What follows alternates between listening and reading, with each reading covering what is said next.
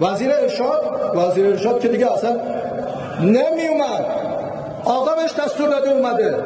حالا دیگه من نمیخوام این حرفا رو بزنم، چرا منو وادار میکنید مثلا حرفی بزنم؟ ایشونو صدا کردم، اومد صحبت کردم، هی میگفت نه رفتم خدمت آقا گفتم آقا این نیسته، اینا هستم. گفت اون نیم، گفتم اون نیومد. همون که تلفن رو گرفت گفت بهش میگید پاشو بیا. یعنی اینجوری نیست. من میخوام بگم هماهنگ شدیم اومدیم اینجا. شما بپذیرید از ما. همه این عزیزان رو، خانم صادق مالدادی را اصلا خود آقا گفتن که باشه. آخه چرا دارید منو وادار میکنید یه چیزایی که نباید بگم؟